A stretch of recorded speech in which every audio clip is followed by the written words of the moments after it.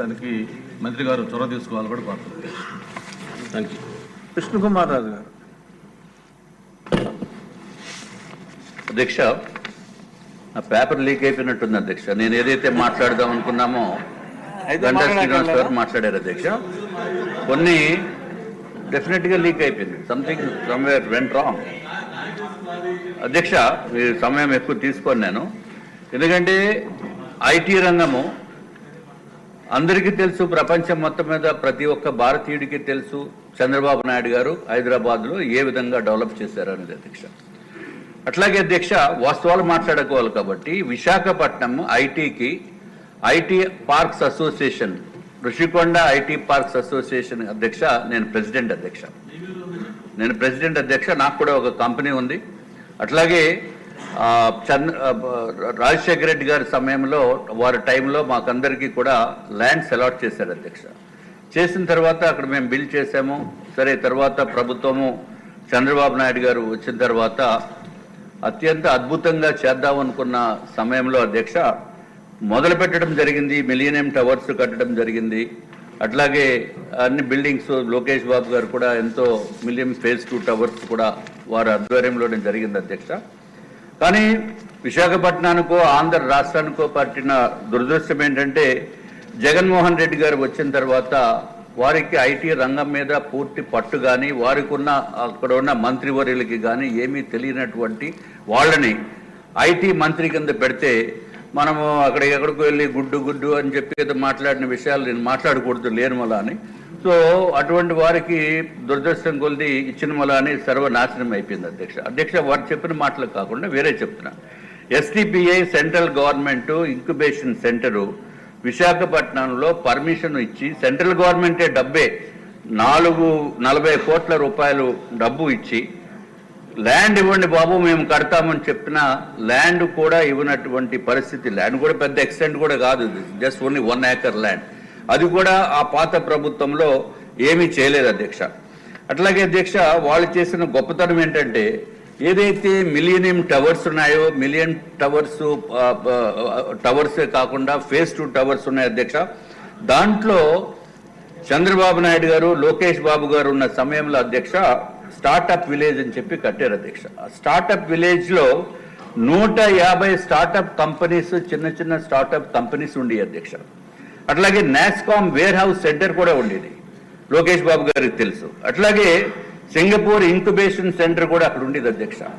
వీళ్ళు వచ్చిన తర్వాత మొత్తం అన్నింటినీ వెకేట్ చేశారు. నువ్వు ఉంటావా పోతావా, మేము వైజాగ్కి క్యాపిటల్ తీసుకొచ్చేస్తాము, మీరు బయటికి పోండి అన్నట్టు పెట్టి బై ఫోర్స్ చేస్తే ఇది ఎక్కడ గొడవ అని చెప్పి వాళ్ళందరూ కూడా ఇతర రాష్ట్రాలకు వెళ్ళిపోయిన పరిస్థితి అధ్యక్ష. అంటే విశాఖపట్నాన్ని కంప్లీట్గా ఐటీ పార్క్స్ యాంగిల్లో చూస్తే అధ్యక్ష సర్వనాశనం చేసింది జగన్మోహన్ రెడ్డి గారి ప్రభుత్వం అధ్యక్ష. నేను ఇంకొకటి అడుగుతున్నాను. ఐబిఎం సెంటర్ ఉండేది. IBM is a very prestigious company అధ్యక్ష. దాంట్లో కనీసము ఒక షిఫ్ట్కి 400 మంది పనిచేసేవారు అధ్యక్ష. తర్వాత వాళ్ళు వెళ్ళిపోయారు. హెచ్ఎస్బిసి 3000 మంది పనిచేసేవారు అధ్యక్ష. ఒక షిఫ్ట్కి 3000 మంది పనిచేసిన వాళ్ళు వీళ్ళు ఎప్పుడు వాళ్ళ బిల్డింగ్ను ఆక్యుపై చేస్తారో ఎప్పుడు పోవాలని చెప్పి వాళ్ళు కూడా వెళ్ళిపోయారు అధ్యక్ష. వెళ్ళిపోవటం అంటే ఎక్కడికో ఇతర దేశాలకు వెళ్ళిపోలేదు, మళ్ళీ ఇతర రాష్ట్రాలకు వెళ్ళిపోయారు అధ్యక్ష.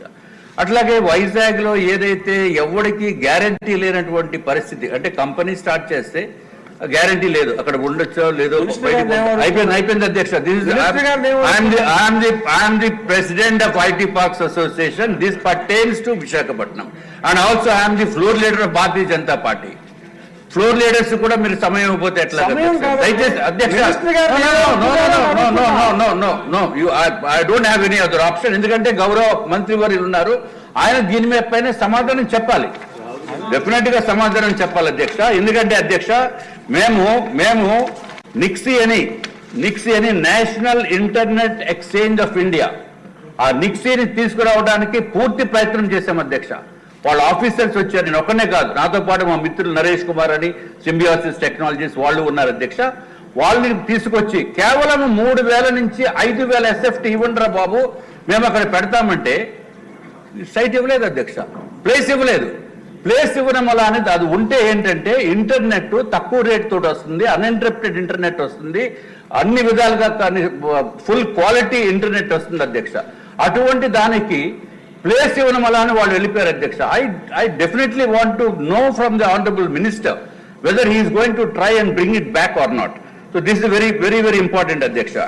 అట్లాగే గౌరవ చంద్రబాబు నాయుడు గారు అట్లాగే లోకేష్ బాబు గారు అధ్యక్ష ఇన్సెంటివ్స్ ఐటీ కంపెనీస్ కి ఇన్సెంటివ్స్ ఇచ్చారు అధ్యక్ష.